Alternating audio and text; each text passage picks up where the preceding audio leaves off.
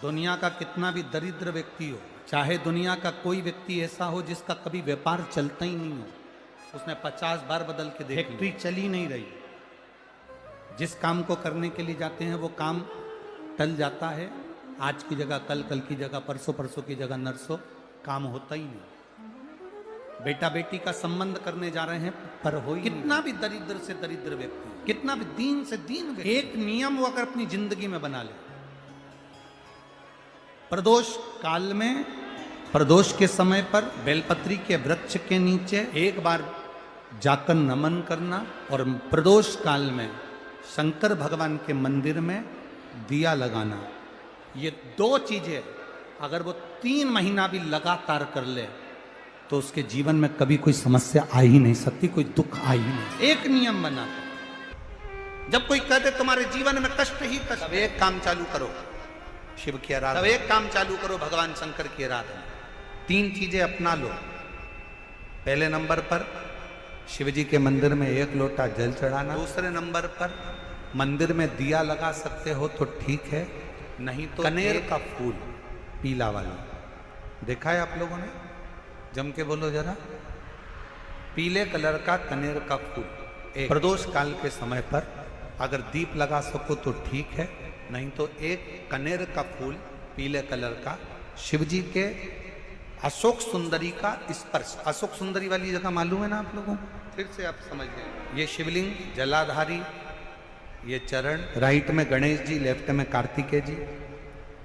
मध्य भाग में जो एक मोटी सी लाइन होती है वो अशोक सुंदरी का स्थान हो, जहां पर शिवलिंग रखा हुआ है ये पार्वती जी का हस्त कमल। शिवलिंग के ऊपर जो कलश में से एक एक बूंद पानी गिरता है वो शंकर जी की 5 लड़कियां, जया, विषहरा, शामली बारी, दौतली, देव। शिव जी के 6ठे नंबर की लड़की अशोक सुंदरी मध्य भाग में। जब एक कनेर का फूल प्रदोष काल में अशोक सुंदरी वाली जगह पर स्पर्श कराकर शिव जी को समर्पित करना, 3 क्रम है, अगर बन सके तो करो। पहला 1 लोटा जल चढ़ाना, दूसरे नंबर पर अगर बहुत ज्यादा तकलीफ की जिंदगी चल रही हो, बहुत कष्टमय जीवन चल रहा हो और सब ने कह दिया कि तुम्हारी किस्मत में तो धक्के ही लिखे हैं, केवल आप धक्के ही खाओगे, तो 1 कनेर का पुष्प प्रदोष काल में अशोक सुंदरी का स्पर्श कराकर शिवलिंग पर चढ़ाओ और शिव की आराधना और दिल से बाबा को पुकारते रहो, श्री शिवाय नमस्तु, श्री शिवाय नमस्तु। और मेरी जीजियों, मेरे जीजाओं, मेरी बेटियों, बेटाओं, मेरी माताओं, एक बात और आपसे कह, जब आप पशुपतिनाथ का व्रत करो ना, पशुपति व्रत को अगर आप धारण करो, या सोमवार का व्रत करो, या शिवरात्रि का व्रत करो, या प्रदोष का व्रत करो, या आप शंकर जी के मंदिर में जाकर कोई उपास, कोई व्रत, कोई पूजन कर रहे हो ना, तो एक निवेदन और आज इस व्यासपीठ से करें आप लोगों के लिए, आपकी पूजन की थाली में सब कुछ है, सब कुछ, और जो आपके पास में बैठकर पूजन कर रही है उसकी थाली में अगर कोई कमी रह गई है ना, तो शिव महापुराण ये भी कहती है कि शंकर के सामने बैठकर किसी की पूजन की थाली में भी कमी मत देखो, बन सके अपनी पूजन की थाली में से थोड़ा सा सामान उसकी थाली में रख दो, प्रयास करना कि वो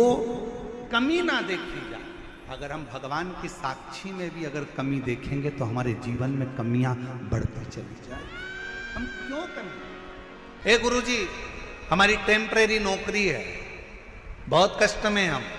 क्या करें हम? कहीं मत जाओ, तुम्हारे नजदीक में जो शंकर का मंदिर है उस मंदिर में जाकर झाड़ू लगाना प्रारंभ कर दो, तुम्हारे शिव जी के मंदिर में कहीं पोछा लगाना प्रारंभ कर दो, तुम्हारे शंकर के मंदिर में थोड़ा सा चंदन घिसना प्रारंभ कर दो,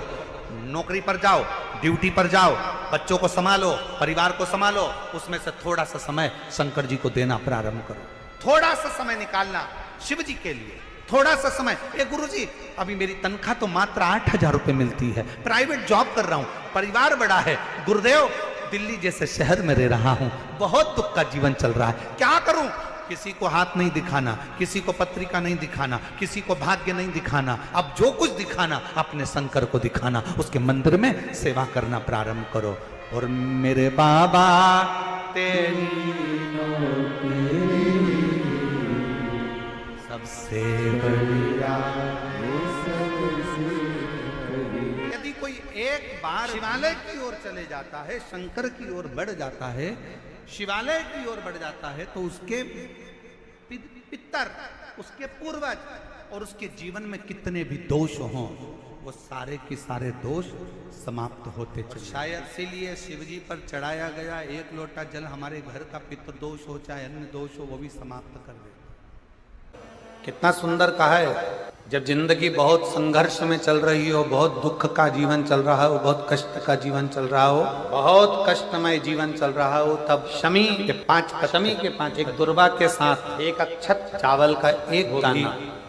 हल्दी में भिंगोया हुआ हो या केसर में भिंगोया, शमी पत्र 5, एक दुर्वा, एक चावल का दाना, जो दिल से हृदय से बेलपत्री के वृक्ष के नीचे पार्थिव लिंग का निर्माण कर कर मट्टी का शिवलिंग बनाकर प्रदोष काल में, मतलब शाम के समय पर शिवलिंग बनाकर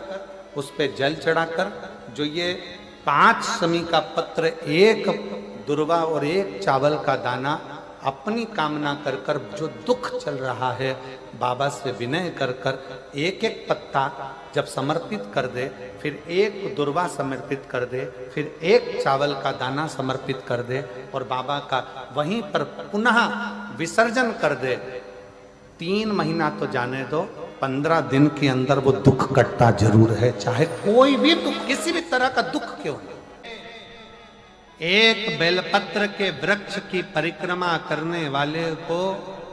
हजारों अश्वमेघ यज्ञ का फल प्राप्त हो जाता है, हजारों अश्वमेघ यज्ञ का फल प्राप्त हो जाता है। उसी तरह एक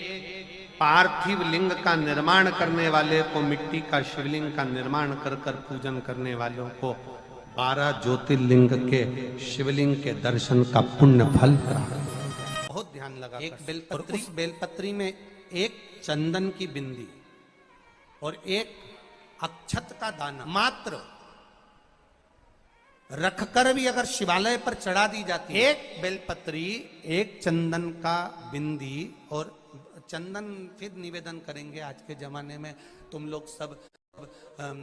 घिसा घिसाया, पड़ा पड़ाया, डब्बी का सामान ले लेकर, वो नहीं, चंदन की मुठिया रखो, थोड़ा सा भी घिसो, जरा सा भी घिसो, उसकी एक बिंदी और एक चावल का दाना, जब हम भगवान देवाधिदेव महादेव को समर्पित करते हैं, अपनी कामना कर कर समर्पित करते हैं, तो निश्चितता है, महापुराण की कथा कहती है शंकर भगवान उसका फल शीघ्र प्रदान कर देते हैं। भले आपने कुछ करा ना करा, उसका फल तुम्हें मिल जाए। में जाना, लोटा भरकर जल समर्पित करना, और कभी तुम्हारे जीवन में अगर तुमको लग रहा है कि मैं दुखों से पीछा छूट ही नहीं रहा, तब उस जगह पर बेलपत्री के मध्य भाग में पीला चंदन, ये जो पत्ती है और ये 2 पत्ती हैं, ये बड़ी पत्ती और ये बीच की जो 2 पत्ती हैं, इसके बीच में जो डंडी का भाग रहता है, जो बीच में डंडी का जो भाग है, बड़ी पत्ती और ये 2 छोटी पत्ती के मध्य में जो डंडी का भाग है, उस डंडी के भाग में पीला चंदन और एक अक्षत पीला, शंकर भगवान को आप अगर प्रदोष काल में समर्पित कर रहे हैं, तो ये निश्चित है कि धीरे धीरे कर कर वो दुख समाप्त होगा, वो दुख कटेगा ही।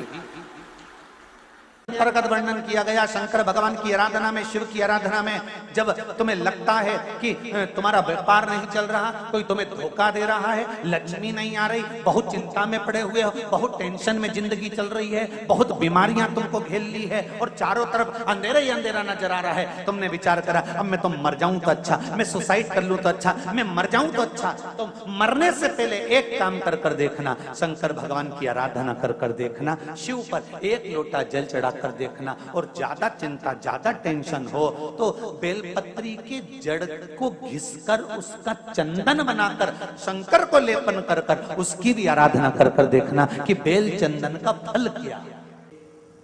बेलपत्र एक बेल, ये कोई बेल पत्र, एक बेल, ये कोई साधारण एक बेल। नीचे की डंडी से लेकर ये दो पत्तियां जहां लगी हैं और दो पत्ती से लेकर ये बीच की जो पत्ती है उसमें जो गैप है, उसमें जो जगह है, दिख रही है आपको? ये दो पत्ती से लेकर बीच की पत्ती के बीच में जो जगह खाली रहती है, 33 कोटि देवी देवताओं विराजमान रहते हैं इस बीच की जगह में।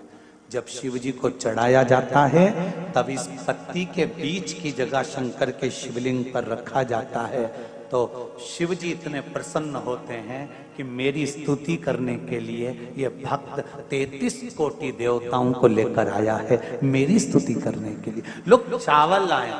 लोग अंबारियां लाए, धन लाए, दौलत लाए, संपदा लाए, पर एक शंकर का भक्त ऐसा होता है जो एक बेलपत्री के